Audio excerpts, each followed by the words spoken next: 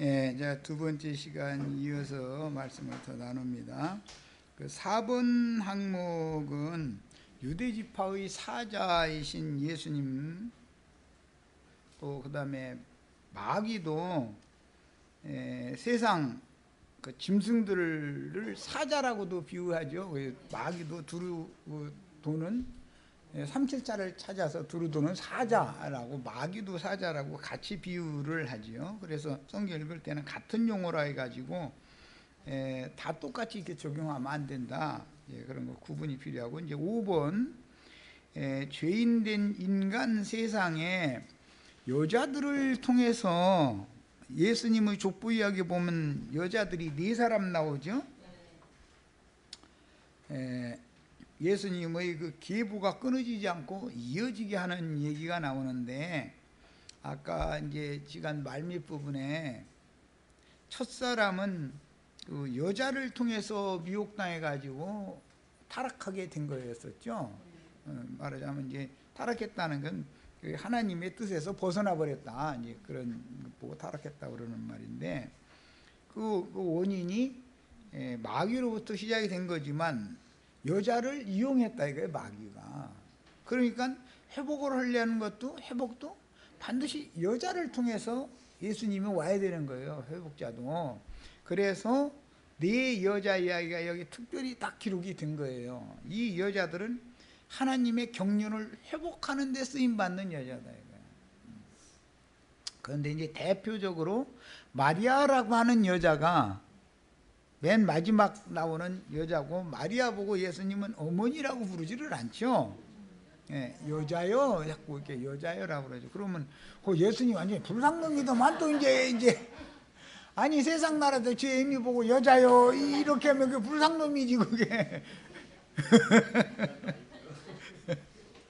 성경이라는 건 말하고자 하는 어떤 의미를 감춰두고 있다. 왜 여자를 통해서 예수님이 오셔야 되는가? 여자가 낳은 자 중에서 예수님 전에는 요한이 가장 큰 자였죠. 그러나 예수를 낳은 마리아를 통해서 예수가 오시면 여자가 낳은 자 중에 가장 큰 자가 이제 예수님이 되는 거죠. 이것은 왜 그러는가? 여자를 통해서 세상에 죄악이 들어왔으니까, 또 여자를 통해서 세상의 죄를 없이 하실 아들을 보내야 된다 이거예요. 이게 이제 하나님의 경륜 때문에 그런 거예요. 자, 그래서 죄인된 인간 세상의 여자들을 통해서 다윗의 아들 솔로몬이 태어나는데, 그 여자가 죄를 중히 진 여자야지 깨끗한 여자면 하나님의 뜻이 안 이루어지죠. 그래서 밧세바를 취하는 거예요. 그래서 다윗이 막 그 밧세바와 다윗이 헛일로 봐선 쳐 죽일 연놈들이잖아 이게 다. 그런데 하나님은 그 다윗의 그 본 아들 본처인 아히노암이라고 하는 여자를 통해서 나온 자를 왕위를 계승해 주지 않잖아요. 그럼 아히노암이 무슨 죄가 있어? 깨끗한 걸로 말하면 밧세바가 깨끗해요, 아히노암이 깨끗해요?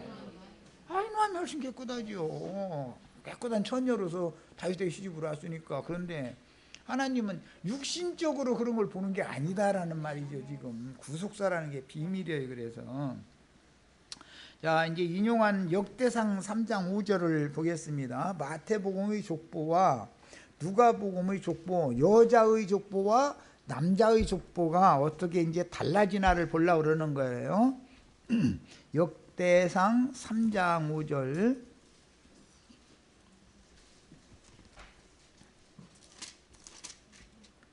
자, 3장 5절을 읽습니다.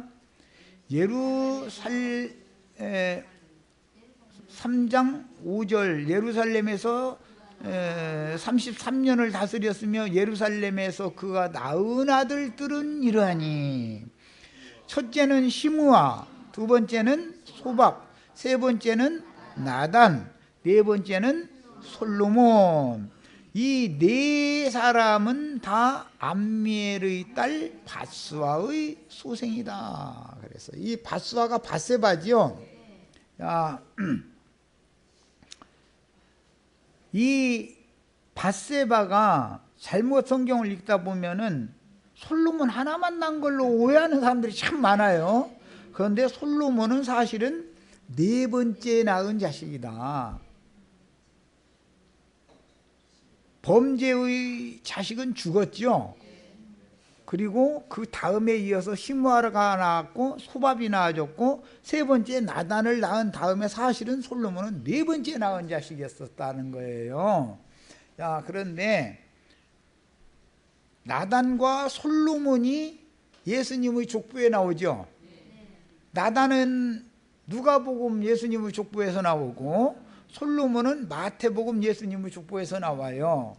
이제 특징이 마태복음은 아브라함부터 시작해서 예수님까지 쭉 내려오는 족보고 누가복음은 예수님으로부터 시작해서 아담까지 쭉 올라가는 족보죠. 자, 그러니까 아브라함을 부르신 하나님이 세상에 내려오시는 이야기는 마태복음이고 세상에 오시는 이야기는 구속하신 자기 백성들을 데리고 하늘로 올라가는 이야기는 누가복음이다. 이렇게 이해를 하면 이제 쉽죠. 그런데 반드시 그렇게 하려면 여자를 통해서 아들을 낳아야 된다 이거예요. 그래서 이제 성경에는 여자가 해산함으로 구원을 얻는 얘기가 아주 이게 비밀이요. 그런데 마귀 자식을 해산하는 것도 비밀이고 회복된 구속을 받은 하나님의 자녀를 낳는 것도 비밀이다. 이제 인자 예수는 둘째 사람의 대표죠. 여자가 맏아들을 낳으면 하와가 맏아들을 낳으면 가인의 길에 행하는 자를 낳죠. 둘째 아들을 낳으면 아벨 대신해 주신 셋의 후예들을 낳는 거예요. 그래서 여자가 없으면 남자 혼자는 자식을 못 낳으니까 그래서 이게 비밀이다. 성경에 생육 번성의 비밀이라는 건 반드시 남자가 여자를 통해서 자식을 낳아야 생육 번성을 해서 그 나라를 세울 수가 있는 건데 첫 번째 여자는 사실은 본 남편의 자식을 낳는 게 아니라 비밀리에 뱀의 자식을 낳는다는 거예요. 뱀의 자식을. 가인이 뱀의 자식이냐? 육신적으로 보면 아담의 자식이지만 그 영은 뱀의 말을 받아들인 태에서 출산시킨 거다. 이게 이제 영적 자식이기 때문에 유대교인들이 혈통적으로는 아브라함의 자손이 맞지만 영적으로는 말씀을 누구의 말씀을 받았느냐 이 말이요. 여호와의 말씀은 버리고 뱀의 말을 받아들인 너희 애미가 음녀니까 음녀가 너희 애비 마귀하고 이렇게 짝맺어 가지고 너희를 낳았어. 요한복음 8장은 그 말을 한 거단 말이에요. 그런데 유대인들의 생각에 예수님의 말씀을 이해가 돼야 안 돼요. 자신들은 혈통적으로 분명히 아브라함의 자식인데 예수님은 뭘 두고 하는 말이냐, 말씀씨가 누구의 말씀을 받아들였느냐를 보는 것이지 혈통적으로 누구의 자식이냐를 보는 게 아니다 그 말이에요. 영을 보는 것이지. 우리가 지금 마태복음 들어가기 시작하기 전에 계속 이런 많은 말씀을 나누는 거는 하나님은 말씀의 근원, 생명의 근원을 본다 이거. 아버지가 누구냐 이런 말이에요.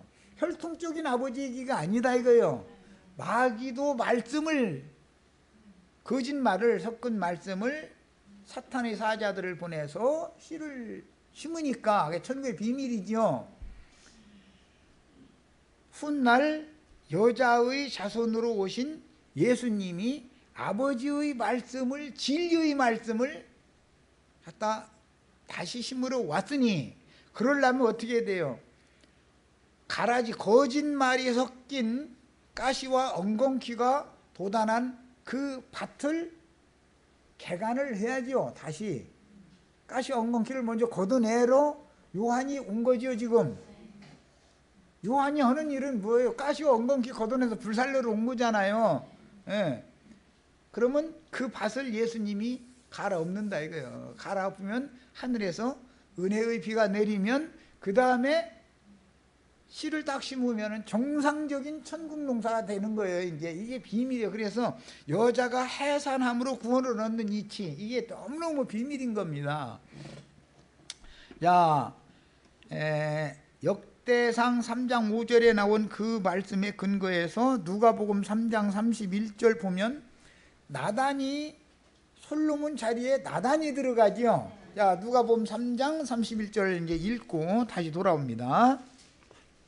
이 족보 이야기를 아는 게 참 이게 쉬운 게 아니야. 왜 꼭 여자를 통해서 아들을 낳아야 되는지, 이게 얼마나 비밀인지. 왜 그랬다고요?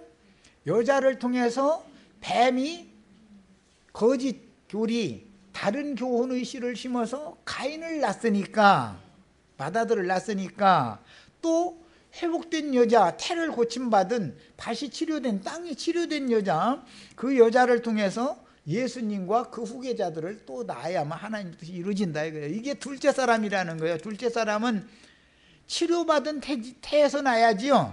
고침받은 태에서 낳는 거예요. 이게 비밀이요. 그래서 이 여자라는 게 남자만 비밀이 아니라 여자가 더 비밀스러워요. 사람들이 다 세상에서도 여자에 대해서 관심을 많이 갖죠. 호기심이 많죠. 여자에 대해서는. 남자에 대해서는 호기심 갖는 사람이 없어. 호기심 가지나 마나 뭐 이미 다 뭐 이게 다 뭐 여자는 감춰져 있는 데가 있으니까 이게 안 보이니까 호기심을 많이 갖는 거예요. 은근한 뭐가 있어서. 이게 참 비밀이에요. 이런 것도 다 보면. 누가복음 3장 31절을 보겠습니다. 그 위는 멜레아요, 그 위는 맨나요, 그 위는 마따다요, 그 위는 나단이요. 솔로몬의 형이 나단이죠. 야, 그래서 마태복음은 하나님께서 아브라함에게 찾아오셔서 아브라함을 부른 이야기부터 시작해서 부름받은 자부터 시작하는 거예요.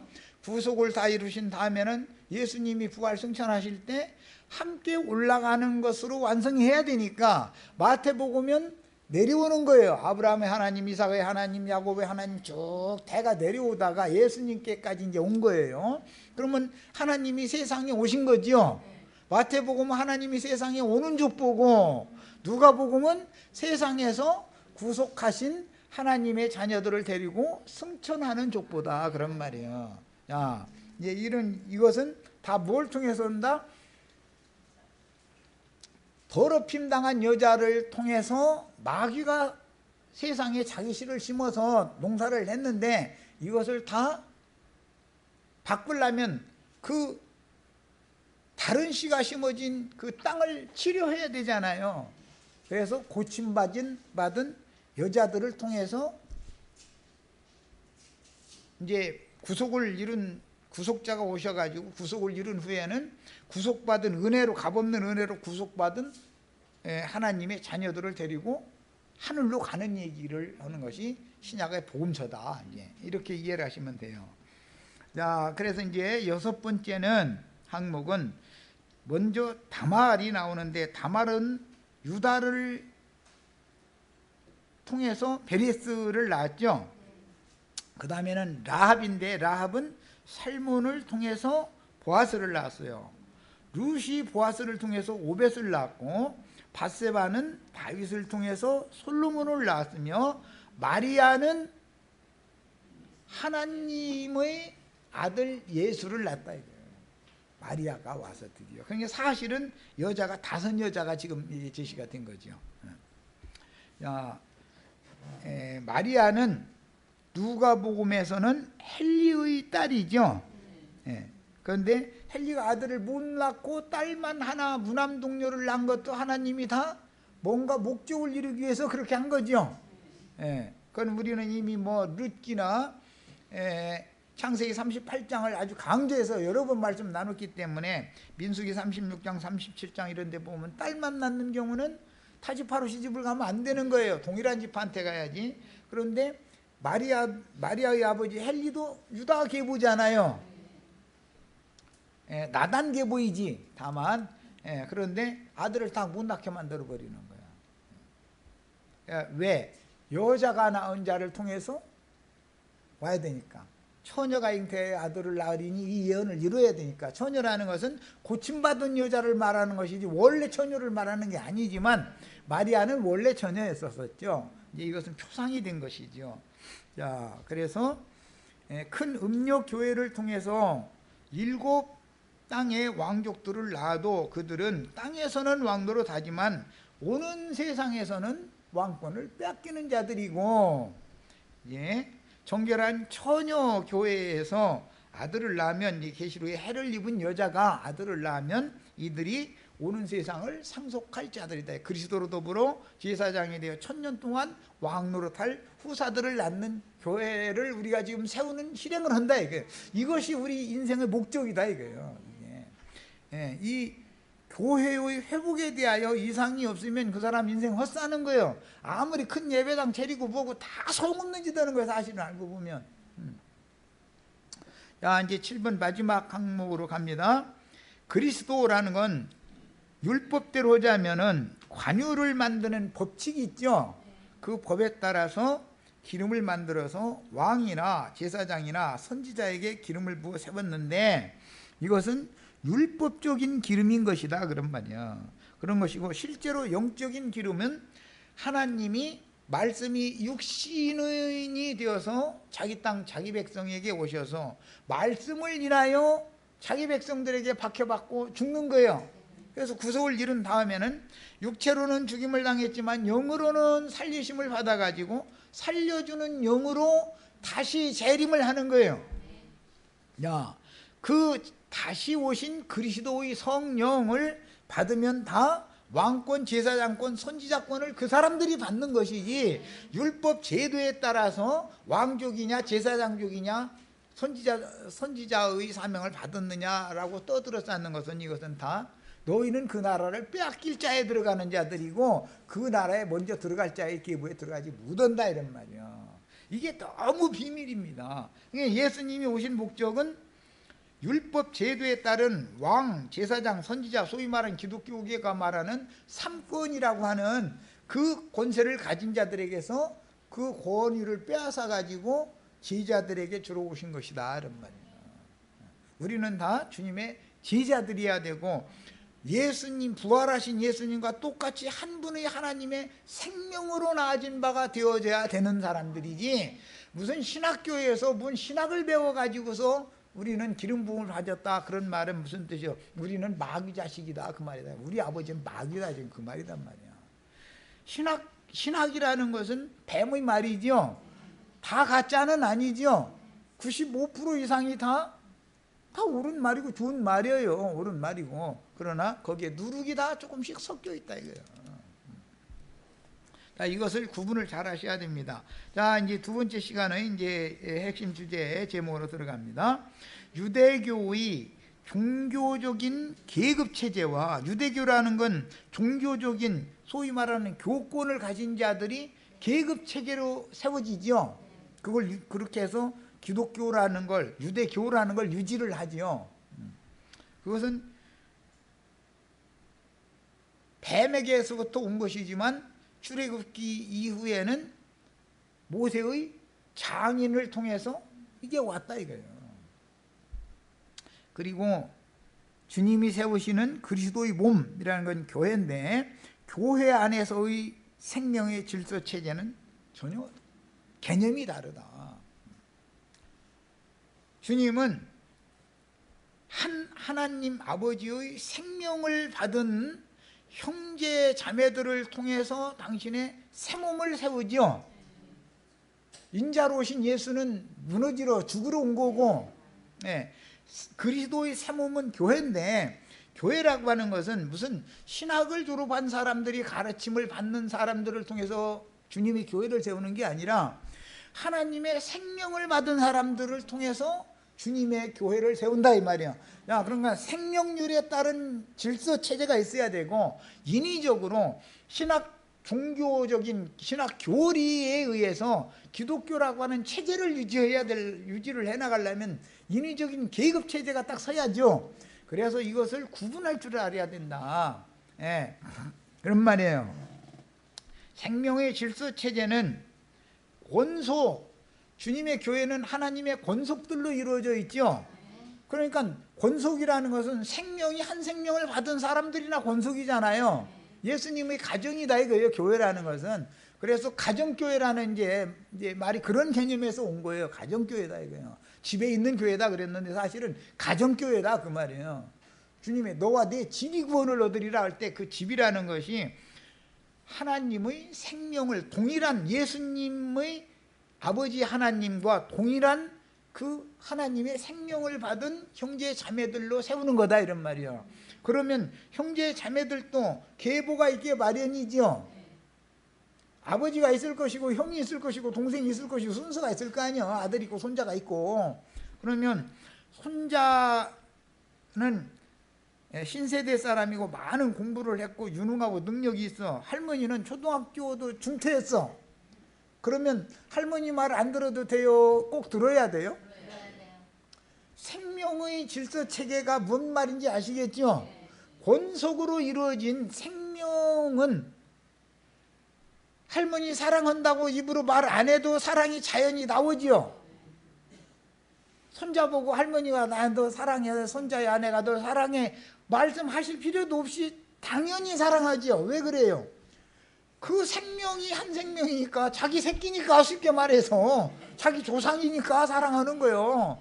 그래서 주님의 교회는 이런 생명 안에서 우러나오는 사랑 안에서 서로 연락하고 상합함으로 세워지는 그리스도의 몸이다 이거예요. 여기에는 질서 체제가 자연히 세워지죠. 인위적으로 뭐 당신 뭐 권사해 먹어, 당신은 뭐 집사해 먹어 이런 거 임명장 줄 필요 없죠. 아니 손자는 자기 아들을 통해서 낳으면 손자인 것이지 너 오늘부터 손자해 그러고 임명장 줍니까? 어?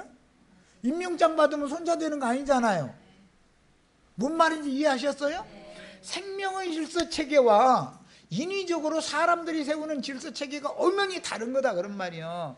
그런데 너무 교묘하게 모세의 다른 사람이 아니라 장인 아버지께서 오셔서 좋은 꾀를 줬는데 이들은 뭐 내가 얘한테 이거 지금 멸망하라고 좋은 꾀 줘야지 그러고 온 게 아니에요. 그냥 자기네들이 하는 행실대로 그거 그냥 좋더라 이거 살 때 나가더라 이런 말이에요. 그래서 좋은 꾀를 준 거예요. 뭐 나 이스라엘 망하게 만들어야지 해서 그냥 계획하고 온 것도 아니에요. 그냥 때가 되니까 마귀가 보내가지고 자기네들 그 질서를 잡으려면 미디안은 그렇게 해나가니까 이방인의 풍속에 따라서 준 거지. 그랬더니 모세는 하나님 말씀을 들은 게 아니라 자기 장인의 말씀을 듣고서는 그대로 행해버렸다는 거잖아요. 이것이 오늘날 기독교 계까지 흘러나오는 소위 말하는 삼권을 가졌다고 하는 교권주의자들의 행습이 규례다 이런 말이에요. 니골라당과 발람의 그런 교훈이 결국은 그런 행위로 나타나는 거죠. 이 비밀이에요. 이게 너무너무 큰 비밀입니다. 할아버지가 어느 날 손자 보고 야 참 귀엽다 해가면서 내 인쇄소에다가 멋있게 막 해서 오늘 내 손자로 임명함 하고 임명장 주는, 그렇다면 그게 말이 됩니까? 할아버지의 아들이 또 아들을 낳았으니까 자연히 그냥 할아버지를 사랑해라 말아라를 할 필요가 없죠. 할아버지 보고 당신 손자 사랑하세요 마세요 할 필요가 있어요 없어요? 기독교인들이 우리가 서로 사랑하자라고 계속 그러죠. 그 사랑과 주님께서 세상에 있는 자기 사람들을 사랑하시되 끝까지 사랑하시니라는 그 사랑이 같겠냔 말이에요. 사랑이라는 단어는 똑같지만 내용물은 다르죠. 하나님이 누구를 사랑하셔요? 자기 속으로 난 자식들은 사랑하시는 거예요. 그런데 마귀 자식을 사랑하겠어요? 똑똑하게는 누가 더 똑똑해요? 마귀 자식이 더 똑똑해. 능력 있는 자들이잖아. 다 그게 능력 있는 자들 골라 세웠다는 거 아니야.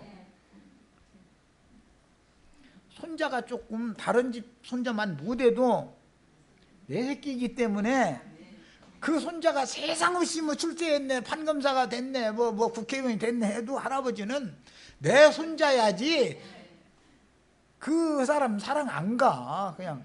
근데 이제 속으로는 약간 좀 시기가 나긴 나지. 왜냐하면 핏줄이잖아. 핏줄. 피는 물보다 진하다고 세상에서 다 그러잖아. 예. 그래서 그런 사랑이래야 그런 진실한 참된 사랑 안에, 진리의 사랑 안에서 했는데 참된 사랑이다 이 말이야. 그 사랑 안에서 서로 연락하고 상합하여 주님의 몸된 교회를 세워지는 것이, 이것이 하나님의 집안의 권속관계다 이런 말이요. 주님의 교회는 권속관계인 거예요. 이해하셨어요? 사람들이 그냥 지나가는 아저씨 아주머니 오늘 우리 저 예배당에 나가서 같이 갑시다 막 해가지고 저 구역장님이 막 강제로 끌어다가 앉혀놔가지고 어떻게 해서 뭐 그냥 종교인이 되는 그런 체계가 아니다 이거예요. 이것이 설득하기가 너무 어려워. 이 말을 백날 해도 거듭나는 얘기 이게 필요 안 할 수가 없죠. 필수적으로 위로부터 나야 되는 얘기니까 하나님의 자녀로 나야 되는 얘기니까 얘기하면 아니 하여튼 우리가 거듭났는데 우리는 거듭 안 났냐고 주인만 거듭났다고냐고 이러고 따지고 하죠. 거듭났는데 뱀도 다른 교훈의 말을 전한다 이거요. 혈통적으로야 우리가 다 날마다 저 세상 사랑하고 죄악된 거나 생각하고 하는 혈통이란 건 다 똑같이 그 사람이나 이 사람이나 뭐가 달라. 그런데 신앙의 입문을 할 때 누가 보낸 사자에 의해서 어떤 가르침을 받고 그들이 말하는 하나님이라고 하는 하나님과 예수 그리스도의 제자들 예수님과 제자들이 말하는 하나님이 아버지가 근원이 다르면 이게 문제가 된다 그 말이지. 종자가 다르잖아. 말씀 자체가 씨가 그러죠. 예. 자, 유대교는 이드로가 모세에게 가르쳐준 인위적인 계급체제인 모세의 율법 제도에 따라서 유대교는 실행이 된다. 동시에 하나님이 정하신 나시린의 법이라는 게 있죠. 율법 외에 또 나시린도 선지자 노릇 할 수 있죠. 하나님이 쓰시면 나시린이 다 제사할 수 있었잖아요. 다만 왕권만 없었어요. 나시린이 왕 노릇을 못했죠. 그래서 이 두 가지의 법칙이 공존했다 이거예요. 이스라엘 사회에서는. 그런데 그것이 혼잡한 신앙이다. 율법 제도에 의하면 시내산의 금송아지 우상숭배 사건이 계기가 되어서 레위 지파만 하나님을 섬기는 권세가 주어져 가지고 그 레위 지파 계열에 속한 제사장 직분이 계속 대대로 이어지게 됐죠. 자, 이제 문제는 사사시대가 끝날 무렵에 백성들이 우리에게도 블레셋 사람들처럼 왕을 좀 세워달라고 요구를 해요. 그래서 백성들이 요구를 해서 첫 번째 왕을 세운 게 사울이지요. 그런데 사울은 왕권에서 폐위당해 버린다 이거예요. 사울은. 예, 왜 그랬다겠어요? 살진 짐승 끌어다가 제사한 것 때문에 폐위당한 거죠. 예. 그것이 살진 짐승 제사 중에서 제일 큰 재물이 이제 소니까 살진소 끌어다가 이제 제사를 한 거예요. 그랬는데 이것이 출애굽기에서는 금송아지 숭배 사건과 연관이 되는 일이다 이거예요. 그래서 폐위당하는 거예요. 그리고 다윗도 살진 소로 제사했는데 다윗의 제사는 받아주셨죠. 똑같은 소로 제사를 하는 건데.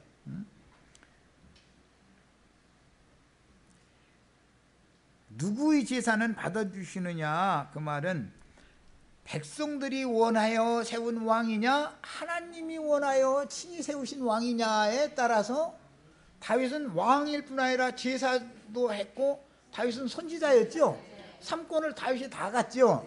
그러나 사람이 원하여 세우는 왕이나 제사장이나 선지자는 각각 직분이 다르다 이거예요. 왕은 왕, 선지자는 선지자. 혈통에 따라서 그걸 해야 되니까. 제사장은 제사장. 선지자만 나시린일 수도 있고 레위인 중에 선지자가 나올 수도 있고 이제 그랬었어요. 야, 그래서 제사장 직분은 레위 지파만 갖게 된 것은 시내산 아래에서의 금송아지 우상숭배 사건 때문에 온 것이다 이거예요. 훗날 사울이 그랬던 것처럼 여로보암이라는 사람이 베델과 단에 금송아지 우상을 세워놓고 절하게 만드는 사제들을 세웠죠. 이렇게 이어진다 이거예요. 그런데 모든 다른 지파도 다 사실은 다 똑같이 3권을 다 가지고 나왔어야만 맞는 것이지요. 하나님이 왕이시고 하나님이 예수 그리스도가 왕이고 대제사장이고 선지자잖아요. 그러면 그 후계자면 3권을 다 똑같이 이스라엘 백성이 다 받아야 되는 거 아니에요, 말하자면. 그런데 이렇게 직분이 각각 나눠지게 됐다, 율법 제도 안에서는. 그러다 보니까 다른 지파는 평민 지파가 되어버렸다 이거예요. 레위 지파만 하나님 앞에 나갈 수 있고 다른 지파는 하나님 앞에 나갈 수가 없어. 그 대신 금송아지 우상 숭배의 원인 제공자가 누구였죠? 아론이죠. 아론 또 하는 소리 들어보면 어떻게 해서 이 백성들이 이렇게 다 금송아지 앞에 가서 절을 하게 됐냐고. 그러니까 금부치 가져오라 해가지고 내가 불에 던졌더니 금송아지가 이게 생겨났다는 거야. 그냥 그 일을 주도한 자가 아론 자신이잖아. 그러니까 하나님 앞에서 보면은 범죄의 원흉이 아론인데 아론은 대제사장이 돼버려. 아이 나 이거 정말 사람 주고. 아론 때문에 금송아지 우상숭배가 나온 거 아니야. 모세가 안 내려오니까. 아론을 통해서 금송아지 만들어 놓고 아론이 야 이 금송아지 인도를 따라서 우리 애굽으로 돌아가자 그 말한 게 아론이잖아. 그런데 아론이 징벌받아서 심판받아 죽어야 될 사람인데 아니 대제사장이 돼버려. 그리고 아론의 직계손들은 제사장들이 되는 거고 레위 지파는 다 제사장들을 보조하는 보조 제사장 직분을 받게 됐다 이거예요. 야, 이것은 하나님이 원하시는 원래 정하시는 원칙에서 지금 뭐가 잘못됐다 이 말이죠. 세상 나라에서도 신문에서 막 떠들면 몸통은 어떻게 해요? 감춰지죠. 불똥이 청와대로 뛰는 거 그냥 놔둬요. 국정원, 세무서, 국정원, 경찰청 총동원해가지고 휘어잡아가지고서 담아라 이렇게 해요. 그래도 자꾸 시끄럼펴서 안 되게 생겼다 싶으면 적당한 놈 하나 골라 이러지요. 이제 그 사람 감옥에 몇 년 갔다 오면 그 사람은 일 안 해도 살 수 있는 사람이죠. 우리는 세상 돌아가는 이치를 이게 다 이제 성경을 아는 사람은 알으니까 그러고, 그럼 그 사람이 가서 감옥에 가서 그러면 딴 사람처럼 가서 고욕당하고 그렇게 해요. 그냥 날마다 낮잠이나 자도 돼요. 날마다 몸이 아프대. 이 사람 몸이 아프대. 그래가지고 의사가 와서 뭐 해주고 가요? 링겔 맞춰주고 가지요. 보약의 주사, 영양제 주사 딱 맞아주고 가는 거예요. 이제 며칠 있다 또 힘든 뭐 노역이 있다면 빠질 수 없잖아요. 그러면 열애를 시켜야 되니까 어떻게 해요? 몸이 아프다 이거예요. 그럼 또 의사가 와야죠. 그럼 또 포도당 이제 거기다 이제 영양제 섞어서 또 딱 꽂아주고 더 있어 이럴 수밖에 없죠. 그렇게 해서 시간 지나면은 기간 딱 되면은 나오면은 이미 다 모든 게 준비가 돼 있는 사람이죠. 이런 것까지 다 밝힌다고 이제 큰 집에서 오라고. 그런데 속일 수 없어. 이거는 지금은 웬만큼 깬 사람은 다 알고 있어. 이렇게 돌아가는 이치를. 뭔가 사건이 나서 막 시끌시끌하면은 아따 이제 엉뚱한 놈 또 이제 이 랑쿠도 먹고 살려면 하나 생겼구만. 이제 뭐 딱 신문 돌아가는 거 보면 누구가 몇 마디에서 이놈 잡아다가 놓고서 당신 대가 이 정권에서 알아서 다 해줄 테니까 잠깐 수고 좀 하고 와. 이제 벌써 그게 다 정해져 있어 이게. 이런 것이 세상 나라이기 때문에 세상 나라에서 의를 외치면 그 의가 이루어져요, 안 이루어져요? 의를 외치면 감옥에 다시 뭐 넣어버리죠. 입 다물고 있으라니까. 입만 다물고 있으면 너 고생은 않잖아. 왜 이렇게 자꾸 이게 어리석은 말이야. 민중들 말이야. 가만 놔두지 않고서 말이야. 이게 들고 일어나라 해서 자꾸 네가 떠들었으니까 피켓 들고 말이야. 청와대로 가자 해서 자꾸 이게 복잡하잖아. 이놈아 대표 딱 잡아다가 그 사람은 낮잠 잘 수 있어요? 없죠? 몸이 실제로 아픈데 링겔로 맞춰줘요? 꾀병하지 마 이놈아 이래요. 다 아는 사실이죠? 이런 것과 똑같은 일이 하나님의 의가 불의로 지금 변질되었다 이거예요. 아론이 범죄의 원흉인데 아론이 오히려 대제사장이 돼. 광주 사태 충지력에 해가지고 군인들 발포명령 내려가지고 진두 지휘했던 놈이 광주 사태 진압되면은 진급해요, 징역가요? 진급했죠? 엊그제 죽었다고 나오더만 이제. 그런데 진급했으면 뭐래, 어차피 죽는 건 마찬가지인데 몇 년 동안 뭐 부경화두리고 날 살았겠지. 근데 이제는 전화무게 세력도 이제 끝난 거지 뭐. 그러니까 그 떠받들어 주던 세력이 하나둘 떠나고 나면 지가 무슨 힘이 있어. 그러니까. 자, 그게 그렇게 광주 사태가 그렇게 나쁜 원흉은 대통령을 해먹어버려. 그러죠? 아론이 딱 그 시기다 이거예요 지금. 이것이 하나님의 의를 대적하는 사람의 의라는 거예요. 이것 보고 사람의 의. 사람의 의가 하나님의 의를 힘써 대적하는 것이다. 금송아지 우상숭배, 하나님 앞에 우상숭배가 제일 큰 죄인 건데 이 범죄의 원흉은 징역 가는 것이 아니라 대제사장이 돼버려. 그리고 자자손손 이제 또 부경화를 누리게 돼버려. 이것이 뭐다? 불의다 이게. 불의. 세상 나라의 불의. 아까 요한이 하나님의 의로 보냄을 받았다 그랬죠? 이번에는 베드로 후서 2장 21절을 한번 보겠습니다. 우리는 성경을 벌로 읽으면 안 돼. 벌로 읽으면. 자, 요한복음 2장, 베드로 후서 2장 19절부터 읽겠습니다. 그들에게 자유를 준다 하여도 자신들은 자유를 준다고 선전하는 사람들이 강대상을 차지한 사람들이겠죠. 그런데 이게 다 멸망의 종들이니 누구든지 진자는 무엇에 계진 거예요? 발람의 교훈과 니골라당의 교훈에 진 거예요. 이기는 자라는 건 발람의 교훈과 니골라당의 교훈을 이기는 걸 말하는 거예요. 끝까지 살아남아서 예수님 족보에 남는 자는 누구냐? 세상에서 선한 사람이다 그게 아니고 능력 있는 사람이다 이게 아니고 이기는 자는 발람의 교훈과 니골라당의 교훈을 이겨야 되는 거예요. 예. 자, 진자는 이긴 자의 종이 됨이라. 만일 그들이 우리 주 되신 구주 예수 그리스도를 알므로 세상의 더러움을 피한 후에 다시 그 중에 얽매이고 지면 나중 형편이 처음보다 더하리니. 왜? 일곱 귀신 들어붙으니까. 예? 자, 의의 도를, 요한이 무슨 도로 왔다? 의의 도로 왔죠? 의의 도를 안 후에, 시내산 율법을 받은 후에 아론이 시키는 대로 금송아지 만들어 놓고 그 앞에 가서 먹고 마시고 뛰놀고 저러면 죽는다 이거예요. 지금 말하고자 하는 의도 아셨죠?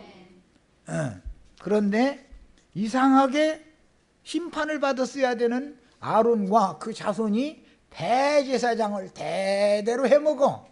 아주 자자손손이 부경화를 누리고 오는 그 아론과 아론의 그 가문을 싹 씨를 말려야 되잖아요. 그 우상숭배의 원인 제공자니까. 이것이 세상 나라가 똑같이 하죠. 가장 중요한 건 그 사람들이 그럼 의의 도를 모르느냐?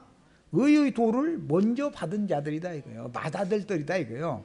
의의 도를 안 후에 받은 거룩한 명령을 저버려. 말씀을 안 받은 게 아니라 받은 후에 저버려. 이거 뭐 배두자라 그러죠. 저버리는 것보다 알지 차라리 모르는 게 낫다. 알지 못하는 것이 도리어 그들에게다 아니라 참된 속담에 이르기를 개가 그 토하였던 것에 돌아가고 뭐예요? 의의 도를 안 후에 겨내놓은 것을 도를 주워 먹었다 그 말이죠. 은혜로 시작했다가 육체의 율법 행위로 다시 돌아가는 거예요. 예. 돼지가 씻었다가 더러운 구덩이에 도로 두었다 하는 말이 그들에게 응하였도다. 이 사람들은 그 나라를 빼앗긴다 이거예요. 빼앗기는 거예요.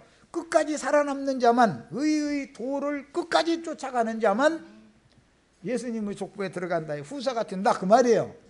자, 이제 의의 도 이야기까지 여기까지 했고 자리로 다시 돌아갑니다. 자, 아론이 우상 숭배의 원흉인데 그는 세상 말로 말하면 진급을 했고 권세를 받았고, 그 아론의 권세라는 것이 아론 반차에 따르는 제사장 직분이라는 거잖아요. 그것을 폐해야 돼요. 그걸 계속 가게 해야 돼요. 그것을 개혁하러 멜기세덱 반차를 세우러 예수님이 오신 거예요. 이해하셨죠 이제? 마태복음 그냥 족보만 막 읽어가지고 이렇게 할 문제가 아니에요. 이게 말하고자 하는 근원을 알아야 돼. 자, 자연스럽게 율법 제도에 따른 사제 계급과 평민들이 나누어지게 되었다. 대대로 이 제도를 하니까. 그 다음에 사제 계급은 하나님께 나아갈 수 있는 특권의식이 자신들도 모르게 스며들었다 이거예요. 그리고 그들은 하나님을 섬기는 특권을 또 오남용하게 돼 있죠. 반드시 무슨 권세가 주어지면은 사람은 그 권세를 오남용해먹게 돼 있어. 그래서 백성들이 바치는 제물과 헌물들을 받아서 일도 않고 이제는 생계수단을 삼게 되었다. 율법에 의하면 레위인들이라 할지라도 성전에 들어가서 심무하는 기간만 성전에서 나는 걸 먹고 나머지 기간 동안은 레위인들을 위하여 내놓은 땅에서 농사하거나 목축해서 살아야지요. 제사장들은 도피성에서 심무를 해서 사는 거예요. 야, 도피성과 도피성 주위에 땅을 주기 때문에 그걸로 살아야 되는 거예요. 그런데 그런 말은 쏙 빼버리고 이제 11조와 헌물은 레위인들은 당연히 받아먹을 수 있다. 이것만 강조를 하게 돼 있죠. 그래서 변질되다 보면 어떻게 해야 백성들이 바치는 제물과 헌물들을 생계수단으로 삼을 뿐 아니라 치부한다. 치부가 뭔지 아시죠? 돈을 자꾸 쌓아놓는다 이거 저희한테만. 이렇게 여기게 되었으며 평민들은 단지 제물을 바치는 죄인들을 뿐이고 헌물과 헌금을 바치는 노예로 전락하게 된다. 이것이 니골라당의 교훈과 발람의 교훈이 고착화되면서 이렇게 변질됐다 이거예요. 자, 예언대로 자기 땅의 자기 백성들에게 보내심을 받은 메시아로 오신 주님은 유대교 조직의 모순들을 완전한 율법으로 개혁하기 위해 오셨으므로, 예수님이 오신 건 율법을 폐하러 온 게 아니죠. 율법을 완전케 하러 오신 거예요. 오셨으므로 예수님이 개혁자로 온 거죠. 유대교 종교 체제를 개혁하러 온 거다 이거예요. 율법 체제를 개혁해서 무슨 법으로? 믿음의 법, 생명의 성령의 법으로 바꾸러 온 거예요. 의문에 속한 율법 계명을 믿음의 법으로 바꾸는 거예요. 즉 말하자면 믿음의 법으로 바꿔진 건 생명률에 따른 법으로 바꾼다 그 말이에요. 이제. 자, 그래서 첫째는 성전을 바꿔야 되고, 두 번째는 제사를 바꿔야 돼요. 예배 방법이 딱 바꿔져야 된다 이거예요. 제사가. 그 다음에 세 번째는 제사장 직분이 바꿔져야 돼. 그 다음에는 제물도 바꿔져야 돼. 자, 성전, 제사, 제사장, 제물은 그리스도 자신이다 이거예요. 성전도 예수님이고 제사도 예수님이 참다운 제사를 하는 분이에요. 이제 그 사마리아 여자와 대화를 하실 때 보면은 영 안에서 진리 안에서 제사할 때가 원하니 이제 이렇게 번역이 되는 용어를 사용하셨는데, 구속받은 영 안에서 진리 진실한 제물로 참제사 참제물로 제사를 드려야 된다 그런 말이에요. 그런데 그 진리가 예수님 자신이죠. 영과 진리로 예배할 때가 오나니 이렇게 우리 번역했는데 영도 살려주는 영이신 예수 그리스도와 연합된 영이어야 되는 것이고 마귀와 연합된 영이면 안 되는 것이고 그래서 영 안에서 참제사를 해야 된다. 이거 참제물을 드리는 그 참제사를 드리려면 예수 그리스도만이 그분의 한 몸이 하나님이 1년 1차에 드리는 대속죄줄 제사로서 단번에 받으신 완전한 제물이다 이거예요. 그래서 예수의 몸을 제물로 갖다 바치는 제사장들을 세우는 거예요. 이게 제사장 나라다 이거예요. 너희는 그의 나라다. 너희는 다 거룩한 제사를 신령한 제사를 드릴 거룩한 제사장들이 되어라. 제사장 제도도 바꿔줘야 되고 제물도 바꿔줘야 되고 제사 방법도 바꿔줘야 되고 성전 자체가 바꿔줘야 된다 이거예요. 이런 것을 개혁하러 예수님이 오셨다. 뿐만 아니라 이제 이렇게 성전, 제사, 제사장, 제물이 바꿔지면 일상생활은 자동적으로 바꿔지죠. 짐승 길러서 뭐 10마리 중에 한 마리 빼내가지고 갖다 바치고 이렇게 하던 생활이 바꿔지는 거 아니에요. 그러면 11조는 예수님 자신이죠. 예수님을 갖다 바치는 거예요. 이제 이렇게 생활 자체가 바꿔지는 거예요. 그리스도인들이 생활이 바꿔진다는 것은 뭐냐, 그리스도인들은 항상 제사장이니까 생활 자체가 제사다 이거예요. 예배, 생활이 예배다 이런 말이에요. 생활이 설거지를 해도 예배하는 거예요. 그게 이제 뭐 심지어 똥 싸는 것도 물 마셔도 그게 예배하는 거예요. 물 마시는 것이 무슨 예배냐고. 이따 점심 먹으면 그것도 예배하는 거예요. 예. 모든 게 다 바꿔줘야 된다. 이 생활 자체가. 그 다음에 이스라엘의 일상생활을 개혁하여 완전한 그리스도 율법으로 선포하고 실행하도록 천국의 헌법과 성도들의 일상생활인 예배생활에 대한 세법이 우리 마음에 기록돼야죠. 옛사람이 주신 옛법만 가지고 있으면 그게 예수님 족보에 들어갈 수 없는 사람들이죠. 그날 이후로는 내가 새 법을 그 마음과 생각에 기록하여 주고 그의 모든 지난 죄에 대해서는 다시는 기억도 하지 않겠다. 이게 새 법을 받아들여야 된다 이 말이야. 이것을 공포하시니 유대교의 기득권자들과 타성에 젖은 어리석은 유대인들은 자신들의 메시아로 예수님이 오신 건데 예수님을 이단자로 몰아서 죽이게 됐다 이거예요. 그러면 그때 일로 끝난 게 아니고 자칭 유대인의 회라고 하는 것을 또 조직을 해가지고 기독교라는 걸 조직을 또 해가지고 예수를 2번 죽이지요. 예수를 2번째 죽이려면 우리 윤회수를 이단이라고 끌어다가 죽이면 예수님 2번째 죽이는 거죠. 그래서 모세의 율법은 반석을 2번 치게 돼 있어. 형제 자매님들의 영혼도 쳐서 죽이게 돼 있다 이거예요. 예수님만 죽으면 완성이 아니에요. 율법 제도는 믿음이 오기까지만 유대인들에게 일시적으로 주어진 법이다.